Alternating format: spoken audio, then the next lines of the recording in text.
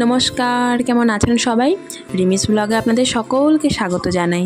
তো আজকে দীঘার দ্বিতীয় দিন আমরা বেরিয়ে পড়েছিলাম একটু ঘুরতে। তো আজকের দিনটা গিয়েছিলাম আমরা ওল্ড দীঘা। আমরা যে হোটেলটা ছিলাম সেখান থেকে ওল্ড দীঘা বেশ খানিকটা দূরে, তো যেতে একটু টাইমও লেগেছিল। ভাগ্যিস ওয়েদারটা একটু ঠিক ছিল, কারণ আমরা যে সময় গিয়েছিলাম সে সময় ওয়েদারটা একদম ঠিক ছিল না, কিছুক্ষণ পরপরই বৃষ্টি হচ্ছিল। তো সেই দিন আর বৃষ্টিটা হয়নি বলতে সকালে হয়েছিল, সন্ধ্যার দিকে আর হয়নি।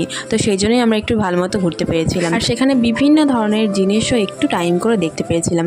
আর মা আর বড় মা দেখছিল যে শঙ্খ আর শাখা, তো আমি একটু আশেপাশের ক্লিপগুলো নিচ্ছিলাম। আর এটা কি বলুন তো, এটা হচ্ছে বিশ্ব বাংলার গেট। তো আমরা ভিতরে ঢুকে পড়ছিলাম মেলা টেলা ঘুরে নিয়ে, আর ভিতরেও প্রচুর মেলা বসেছে। আর হ্যাঁ, এখানে জানেন চুরি টুরিও হয়, তো একটু ভয়ে ভয়ে ঢুকছিলাম। আমরা যখন গিয়েছিলাম তার 5 মিনিট পরই একটা মহিলা, তাও আবার উনি কারো ফোন একটা হয়তো বা নিয়ে একদম দৌড়ে বেরিয়ে যাচ্ছিল, আর তার পিছনে কিছু লোক দৌড়াদৌড়ি করছিল আর বলছিল যে চোর চোর। তো সেই বুঝেই আমরা ফোন টোন একটু ভালো করে সাবধানে রেখেছিলাম, আর যেখানে ফাঁকা ছিল সেখানে গিয়ে একটু ক্লিপ নিচ্ছিলাম। আর জায়গাটা কিন্তু বেশ সুন্দর ছিল। আর দেখুন সমুদ্রটা কি সুন্দর লাগছে।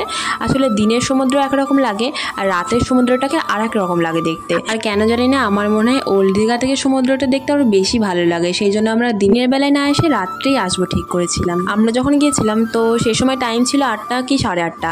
আর এইদিকে আমার বোনকে বলছিলাম যে বোনও আমার একটু ক্লিপ নিয়ে দেন, আমি একটু হেঁটে যাই। তো বলছে ঠিক আছে দিদি দে, আমি নিয়ে দিচ্ছি। এখানে না প্রচুর লাইটিং থাকায়, মানে বিভিন্ন ধরনের কালার লাইটিং থাকায় ছবিটা ঠিক ভালো আসছিল না। আর হোয়াইট কালার লাইট একটু কমই ছিল, সেই জন্য একটু আলোর সামনে এসে একটু ফুটেজ নিচ্ছিলাম।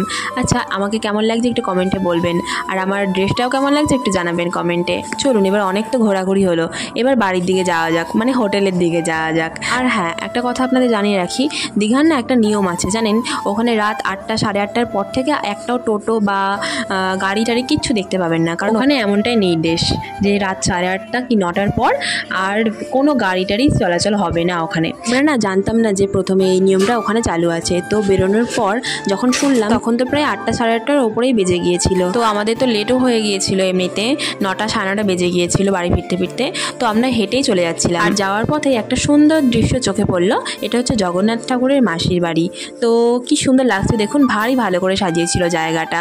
আর আমরা হেঁটেই চলেছিলাম, রাস্তা আর ফুরোচ্ছিল না। আর এখানেও কিছুটা লেট হয়েছিল, আমরা একটু দাঁড়িয়েছিলাম, ফটো টটো তুলছিলাম। আর কি যে বলবো আপনাদের, সারা রাস্তাটা মানে আমরা প্রায় ধরুন 25 মিনিট কি 30 মিনিট এক টানা হেঁটেছি। তো সারা রাস্তাটা লাইটিং আলো, মানে এক ফোঁটাও অন্ধকার ছিল না রাস্তাটা। তো কি সুন্দর লাগছিল দেখুন। আর সমুদ্রের ঢেউটাও কি স্পষ্ট এসেছে দেখুন, এত লাইট ছিল রাস্তাটাই। আর এইদিকে আমার পিছন থেকে